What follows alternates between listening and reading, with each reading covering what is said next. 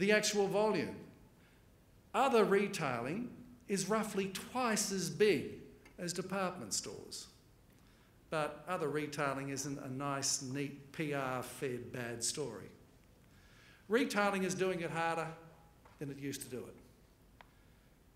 It needs restructuring, but so does every industry in this country.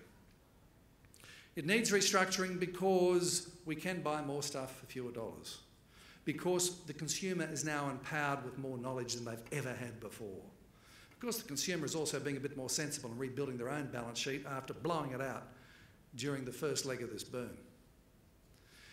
The retailers who get it, who realise that they can't just do the same old stuff anymore, will do nicely, and are still doing nicely. The retailers who think they can just keep on doing what they've always done, have the couple of annual sales and have dull, boring shops, and think people are stupid enough to come in and pay more than they should for stuff, they're going to fail. But the same can be said for every industry, including yours. This is Australia's economic history back to 1979-80. We had, in the early 80s, we had the recession we didn't have to have, then we had the recession we had to have in the early 90s, and then look at it. 20 years of unbroken growth.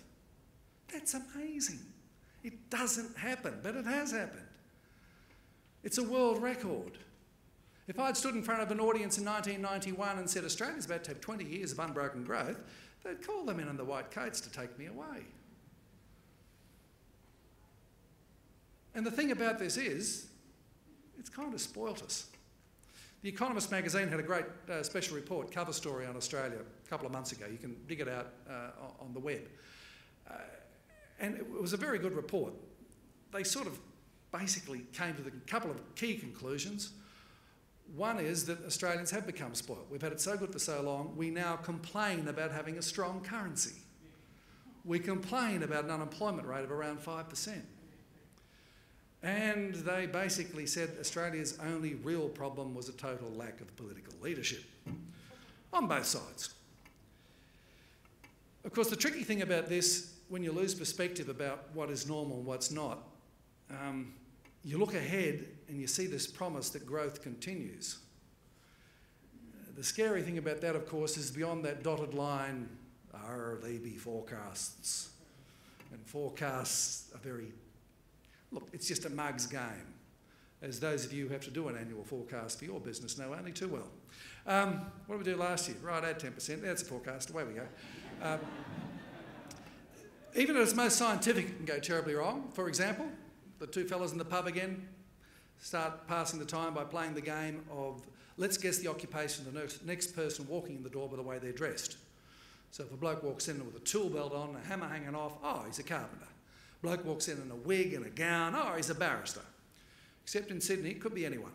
A bloke walks in a dinner suit. Now, a fella in a dinner suit could be anyone going to anything. Got these two stumped. One sees the fella in the dinner suit going to the gents. He's about to go himself, says to his mate, I'll ask him. So they're washing their hands, and the bloke says, excuse me, mate, my friend and I are playing this stupid game of guess your occupation by the way you're dressed.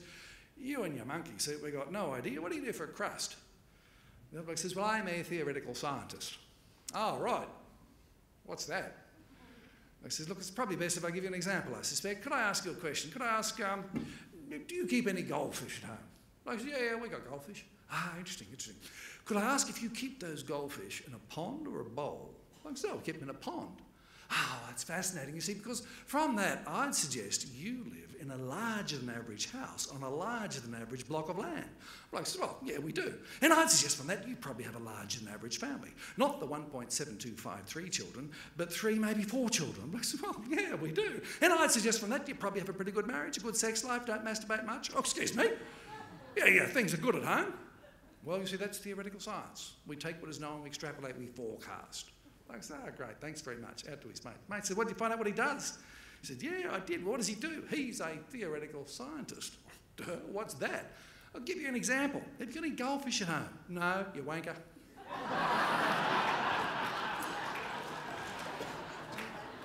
And that is pretty much forecasting, really.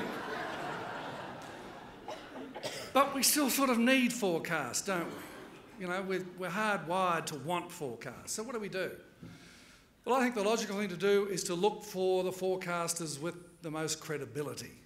And in my book, there's a clear number one, the Reserve Bank of Australia. If you're remotely interested in about what's really happening in this country and the world, if you want to try to keep perspective about it, you will make rba.gov.au your primary source of financial and economic information. At least go to rba.gov.au on the third Tuesday of every month when they release the board minutes, because that's the best summary you can get. Don't wait for financial hacks to summarise it for you. Okay, wait for me, but don't wait for anyone else, because we just pick out the narky bits. Quick example. Every time someone from the Reserve Bank speaks, every time they release their minutes, there are three possible headlines. One is RBA to hike rates. The second one is RBA to cut rates. And the third one is RBA doing nothing on rates. Now, the first one will get people clicking the button to read more, and the second one will too, and the third one won't. So you never see the third one. The RBA has not moved its cash rate for 9 months. It's the longest period of steady cash rate we've had in 5 years, and it's probably going to stay steady for a bit longer. But you never see that third one. So don't trust anyone else. Get it from the horse's mouth, because not only do we pick out the narky bits, half the time people put political spin on it as well.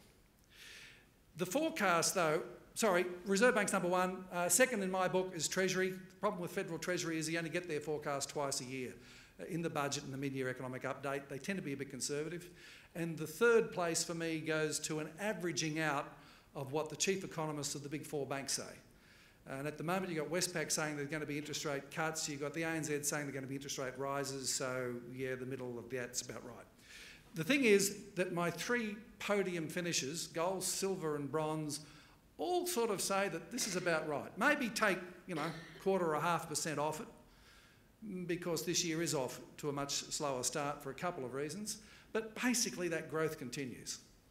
The Reserve Bank forecast of about trend growth for this calendar year and a bit more for the financial year is pretty much right. It's based upon this, the terms of trade. It just means the difference in price of the stuff we sell overseas compared with the stuff we buy from overseas. And that's all about the real two-speed economy. This is where we totally lose perspective.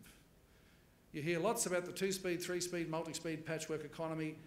This is what counts. The red line is Asia excluding Japan. The blue line is Japan, the Euro area and the US. The blue line had the Great Recession and is still damn sick. This graph's a bit old. It flatters the blue line. The red line had a mild slowdown. Asia learned a lot of lessons from the Asian financial crisis. Its banks are in good fit state, and there's a lot more to it than that. It's wrong just to talk about the China story, but it's easiest to talk about the China story, simply because it's so flash and measurable. This is a graph from the Reserve Bank. You've got the old world in green, the G7, the old industrial world, the rich world, and the rest in blue. The part of this graph that counts is the gold lines, the amount of growth. More than 2/3 of the world's growth now comes from outside the G7. Do you get that impression from the overwhelming majority of media coverage of international economics? No. God, what are housing starts doing in the US? Could the US have a double dip recession? Who cares? I don't. It's not my economy. If it was caused by another financial crisis, yeah, that does impact us. But if it's just the American consumer continuing to fall over, But people don't understand that yet. America's had two